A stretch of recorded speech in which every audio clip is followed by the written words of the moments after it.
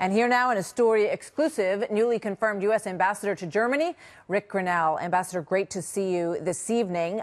What do you think? Do you think this Singapore summit will happen?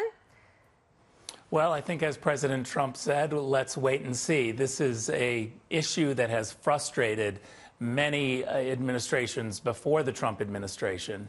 And I'm very pleased to see the action that we've seen over the last several months. Look, this all started from President Trump doing really tough diplomacy with the Chinese. We've seen the Chinese raise their hand for sanctions at the UN multiple times, and yet not really implement those sanctions. And what President Trump did early on in his administration was signal that diplomacy was going to be tough. And he pressured the Chinese to actually implement the sanctions that they had voted for previously in consecutive years. And so what we saw pretty quickly is once the Chinese decided to implement the sanctions, we saw action. We saw the North Koreans feel the squeeze of President Trump's diplomacy and come to the table. And so now we have to have clear eyes and wait and see what happens. But I'm very confident that this president knows how to negotiate. I've seen him personally negotiate. And he also knows how to really use both the carrot and the stick, if you will. And he's been very successful at that, so let's wait and see. So is that what we're seeing with the ZTE deal? Because now there's word that they have come up with a deal, and you have to wonder if that sort of, greases the wheels a little bit to get this North Korea thing back on track. Do you see them as connected at all?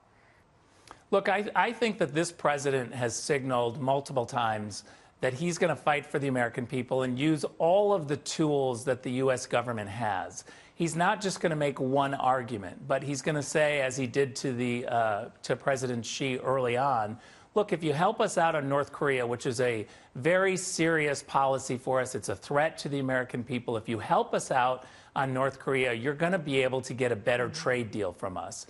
Those types of negotiation skills to intermingle multiple issues, I think, is a fantastic way to negotiate. I've waited a long time to see a president actually use all of the tools that the U.S. government has at its disposal. And this president has shown that he's willing to do that. All right. I want to put up a tweet that you sent May 8th, right when you first began your ambassadorship in Berlin.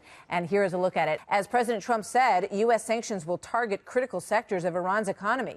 German companies doing business in Iran should wind down operations immediately. There's a lot of corporate entanglement between Europe and Iran, and they do not necessarily want to unwind that, Ambassador. Look, I think President Trump has been very clear about U.S. sanctions on Iran, and he's been very clear that companies get to choose. They can either choose to do business with the United States or they can choose to do business with Iran, but they're not going to be able to do both.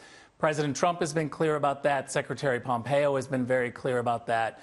What we're seeing here throughout Europe are companies telling us that, of course, they're going to choose the United States. And when forced to make a decision about choosing either doing business with the mullahs or doing business with the United States, every time they're going to choose to do business with the United States. I think it's diplomats' duty to follow the president's directive and policies and to be out front. And all we're trying to do is present that choice to businesses throughout Europe. It's their choice. They can decide which government or which market they're going to want to play in. And at the end of the day, whatever they choose is their decision.